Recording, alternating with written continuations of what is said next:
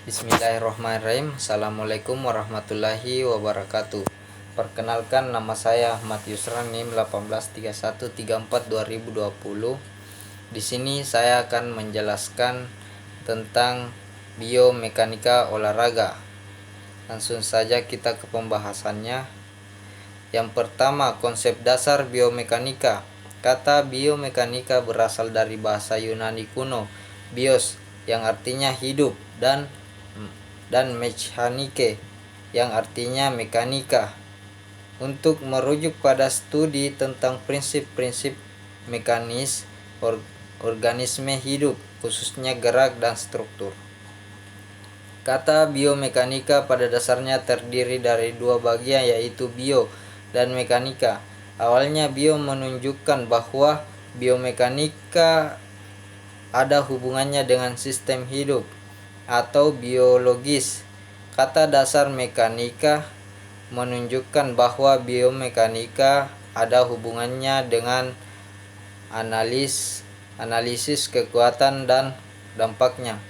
Biomekanika merupakan salah satu disiplin ilmu yang mempelajari bentuk macam-macam gerak atas dasar prinsip-prinsip mekanika dan menganalisis suatu gerak. Disiplin ilmu biomekanika tidak berdiri dengan sendirinya, melainkan ditunjang oleh disiplin ilmu yang lainnya seperti anatomi, fisiologi, dan fisika. Kemudian dasar-dasar atau prinsip dari ketiga bidang ilmu itu menjadi dasar suatu disiplin ilmu yang disebut biomekanika. Selain itu, pada dasarnya penekanan utama dalam biomekanika adalah seluruh konsep mekanik. Tetapi tubuh manusia adalah sistem yang jauh lebih kompleks daripada kebanyakan objek yang ditemui dalam konsep mekanika. Suatu materi yang diakibatkan oleh gangguan mekanik yang disebut gaya. Mekanik adalah salah satu cabang ilmu dari bidang ilmu fisika yang mempelajari gerak dan perubahan bentuk. Mekanik adalah cabang ilmu tertua dari semua cabang ilmu yang tertua. Ilmu dalam fisik mekanik teknik atau disebut juga dengan mekanika terapan adalah ilmu yang mempelajari penerapan dan prinsip-prinsip mekanik. Mekanik terapan mempelajari analisis dan desain dari sistem mekanika. Pada ilmu keolahragaan, biomekanika sudah sangat dikenal sebagai suatu disiplin ilmu yang secara khusus mempelajari gerak dan dari aktivitas olahraga yang dilakukan. Dengan demikian, dalam ilmu keolahragaan, ilmu yang mempelajari tentang mekanisme gerak tubuh manusia disebut biomekanika olahraga. Biomekanika merupakan salah satu disiplin ilmu yang mempelajari untuk bentuk dan macam-macam gerak atas dasar prinsip-prinsip mekanik dan menganalisis suatu gerak. Ruang lingkup biomekanika meliputi developmental biomechanics of exercise, rehabilitation mechanics, equipment design, dan sport biomekanis. Biomekanika olahraga. Development biomekanis yaitu biomekanika yang secara khusus mempelajari perubahan pola-pola gerak selama hidup dan orang-orang cacat. Misalnya analisis yang dilakukan terhadap orang-orang yang menderita cerebral palsy. Biomechanics of exercise yaitu biomekanika yang mempelajari usaha-usaha untuk meningkatkan keuntungan, yang mempelajari dari latihan dan mengurangi kemungkinan terjadinya cedera. rehabilitation mekanis, yaitu biomekanika yang mempelajari pola gerak orang-orang yang mengalami cedera. Equipment design, yaitu biomekanika yang mempelajari desain peralatan yang digunakan dalam olahraga, misalnya desain raket tenis, bulu tangkis, sepatu atletik, bola, pakaian, sepeda balap, peralatan golf, dan lain-lain. Sport biomekanis, biomekanika olahraga, yaitu ilmu biomekanika yang digunakan untuk meningkatkan efisien gerak atlet ketika menampilkan cabang olahraga, misalnya dengan cara analisis teknik, identifikasi cedera olahraga, dan evaluasi program latihan. Pergerakan manusia timbul karena adanya rangsangan tersebut ditanggapi oleh sistem staf yang kemudian diteruskan oleh sistem muskular tubuh atau sistem yang lainnya dalam menanggapi rangsangan. Refleks atau kecepatan sistem staf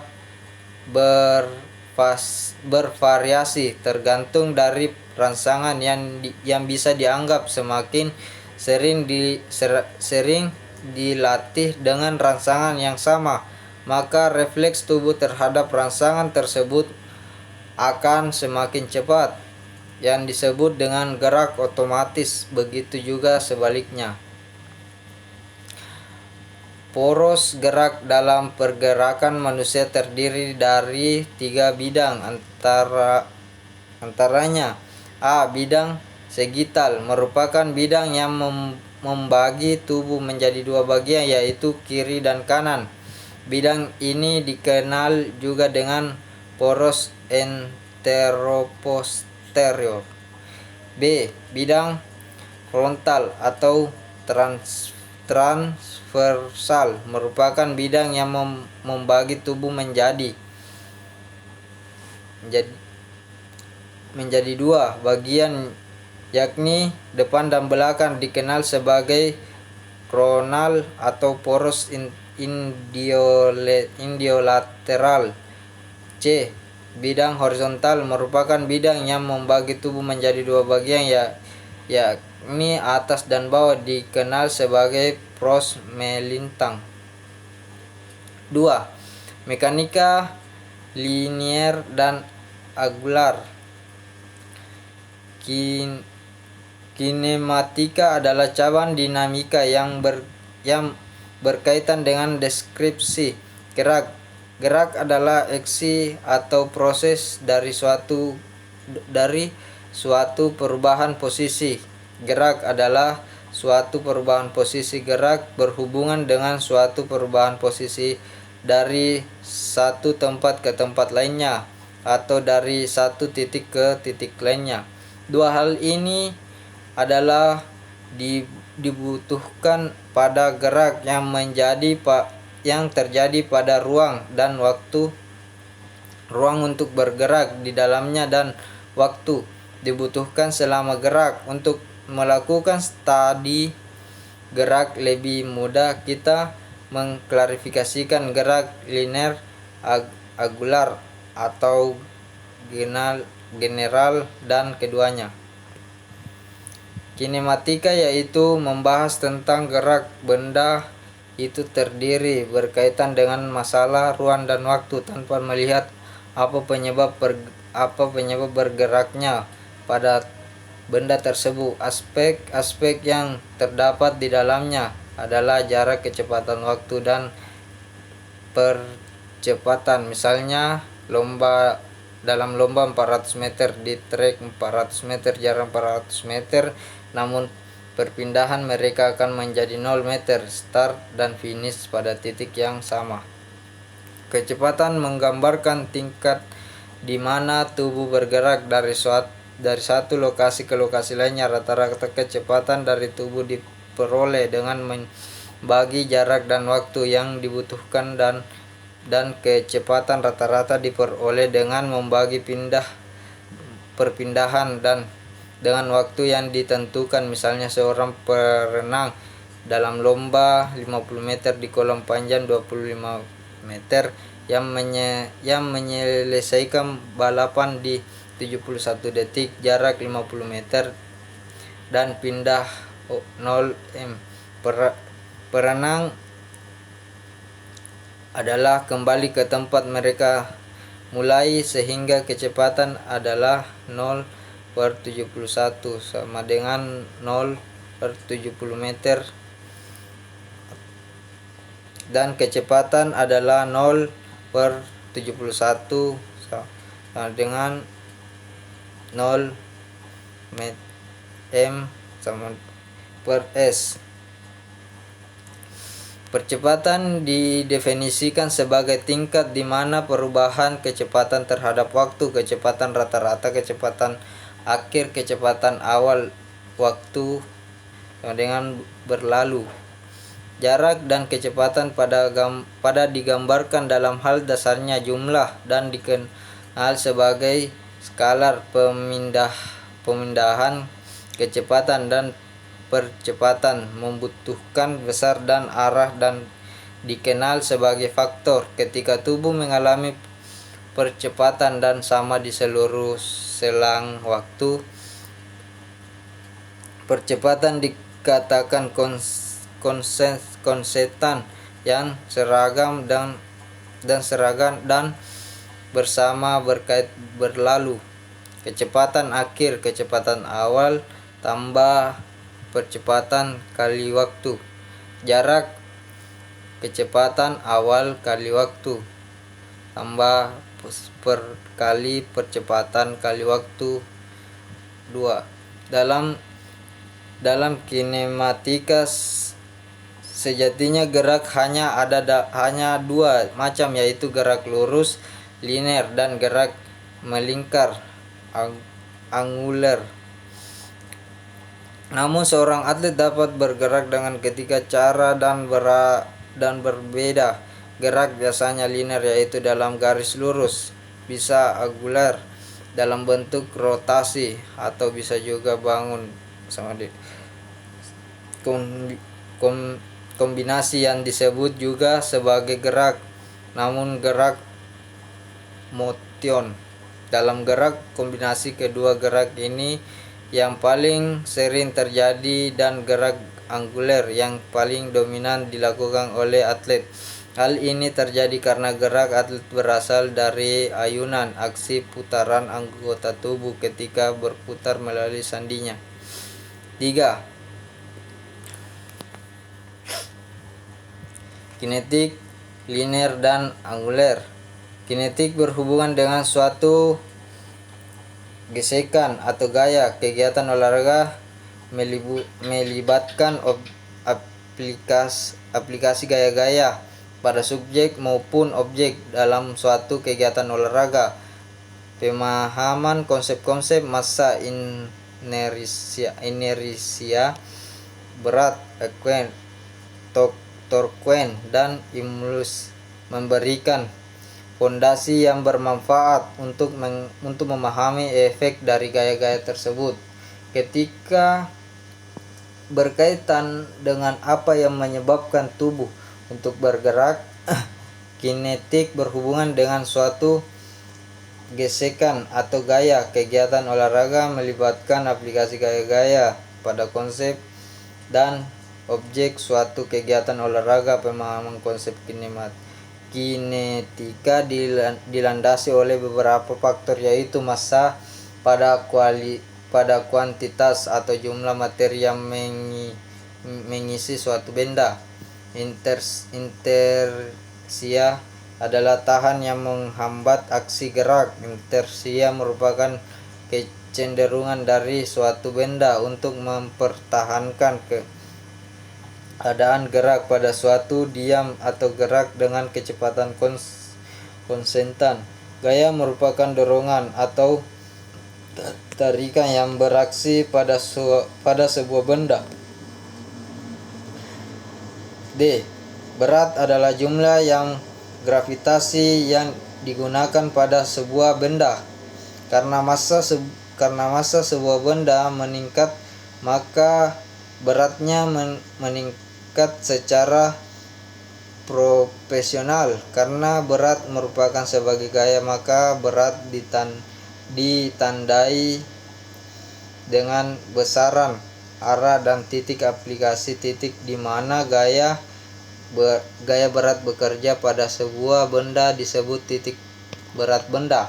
Bila sebuah gaya diberikan pada suatu benda seperti pensil di atas meja, maka akan menghasilkan gerak translasi dan kombinasi. Jika gaya yang diberikan arahnya panel dengan berbagai atas meja dan melalui titik berat pensil, maka pensil akan dipindahkan searah dengan gaya yang diberikan. Tekanan didefinisikan sebagai jumlah gaya yang bekerja pada unit area tertentu. Bila sebuah gaya diberikan pada suatu benda, maka gaya yang dihasilkan benda tidak hanya dibentukkan oleh besarnya gaya yang diberikan, tetapi juga ditentukan oleh lamanya gaya yang diberikan. Hasil kali antara gaya dan waktu dinamakan impuls. Klasifikasi kekuatan eksternal atau internal tergantung pada definisi dan dari sistem. Dalam biomekanik, tubuh dipandang sebagai sistem sehingga setiap kekuatan yang diberikan oleh salah satu sebagai dari sistem pada bagian lain dari sistem yang dikenal sebagai kekuatan internal. Semua kekuatan lainnya bersifat eksternal. Newton, hukum gerak. Hukum pertama Newton berbunyi, sebuah benda yang diam akan tetap diam dan bergerak lurus. Beraturan akan tetap bergerak lurus. Beraturan selama tidak ada resultan gaya yang bekerja padanya. Atau bisa juga kalimatnya dibalik menjadi, selama resultan gaya yang bekerja pada sebuah partikel sama dengan 0, maka benda diam akan tetap diam, atau bergerak dengan kecepatan tetap akan bergerak dengan kecepatan tetap. Hukum pertama Newton menyatakan keadaan keseimbangan sebuah partikel, yaitu sebagai prasyarat sebuah partikel berada dalam keadaan seimbang, yaitu sebuah partikel dikatakan seimbang bila jika resultan gaya yang diberikan pada suatu benda adalah 0, berarti ada dua kemungkinan yang dialami benda tersebut, yaitu benda diam, kedua benda bergerak lurus beraturan. Contoh penerapan sifat kelembaman dari hukum 1 Newton adalah ketika kalian sedang naik mobil atau kendaraan lainnya. Jika mobil yang semula diam, kemudian secara tiba-tiba mobil bergerak, badan kalian akan terdorong ke belakang. Akan tetapi jika semula mobil maju kencang kemudian direm mendadak, maka badan kalian akan terdorong ke depan. Peristiwa ini terjadi karena badan kalian berusaha mempertahankan keadaan awalnya diam atau bergerak. Hukum Newton kedua. Newton tentang gerak sebagai dasar untuk mempelajari dinamika gerak lurus, yaitu Ilmu yang mempelajari gerak dengan memperhitungkan penyebabnya sebelum dinamika gerak lurus adalah kinematika gerak lurus, yaitu ilmu yang mempelajari gerak tanpa memperhatikan penyebab. Hukum Newton kedua tentang gerak menyatakan bahwa percepatan yang diberikan oleh resultan gaya yang bekerja pada suatu benda adalah sebanding dengan resultan gaya serta berbanding balik dengan massa benda. Penerapan hukum Newton 2 adalah ketika dua benda misalnya pengulat yang memiliki massa berbeda, jika diangkat tentunya akan lebih kecil, sedangkan pada pengulat yang massa lebih besar membutuhkan gaya yang lebih besar untuk bisa menggerakkannya. Contoh lainnya konsep percepatan dan gaya, misalnya pada saat kamu naik sepeda atau naik sepeda roda, ketika menuju jalan menurun, maka sepatu roda kamu akan bertambah kecepatannya. Artinya gerak kamu yang memakai sepatu roda mengalami penambahan kecepatan. Hukum Newton 3 tentang gerak mengatakan bahwa jika benda pertama mengerjakan gaya pada benda kedua, maka benda kedua akan mengerjakan gaya benda pertama yang besarnya sama dengan arah berlawanan. Hukum Newton 3. Newton menyatakan bahwa jika suatu gaya aksi diberikan pada suatu benda, maka benda tersebut akan memberikan gaya reaksi yang sama besar dan berlawanan arah dengan gaya yang diberikan. Hukum Newton 3 secara matematis dapat dituliskan dalam bentuk bersamaan sebagai berikut. Aksi sama dengan reaksi. Konsep fisika dari aksi reaksi adalah sebagai berikut. Pasangan aksi reaksi ada bila dua benda berinteraksi. Aksi reaksi bekerja pada dua benda yang berbeda. Aksi reaksi sama besar tetapi berlawanan arah. Contoh pasang gaya aksi reaksi adalah seorang anak memakai skateboard dan berdiri terhadap tembok. Jika anak tersebut mendorong tembok aksi, maka tembok akan mendorong tangan dengan besar gaya yang sama tetapi berlawanan fraksi, sehingga anak tersebut mendorong ke belakang. Pada suatu saat palu besi memukul ujung paku, berarti paku menggerakkan gaya pada ujung paku fraksi, maka paku yang memberikan gaya pada palu fraksi. Ketika kaki atletik renang menolak dibanding tembok kolam renang fraksi, maka tembok kolam renang akan mengajarkan gaya pada kaki renang fraksi, sehingga perenang terdorong ke depan. Newton hukum gravitasi. Setiap dua partikel materi menari satu sama lain dengan kekuatan secara langsung proporsional dengan produk massa gerak dan berbanding terbalik dengan kuadrat jarak antar mereka. Energi kinetik dan power. Energi kinetik sama dengan 1 kali massa kali kecepatan per 2 Joule. Energi ketika adalah energi mekanik yang dimiliki oleh benda yang bergerak.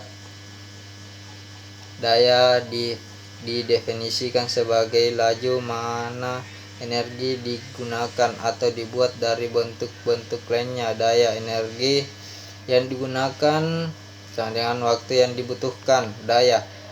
Gaya kali jarak sama dengan waktu yang dibutuhkan. Gaya kali kecepatan.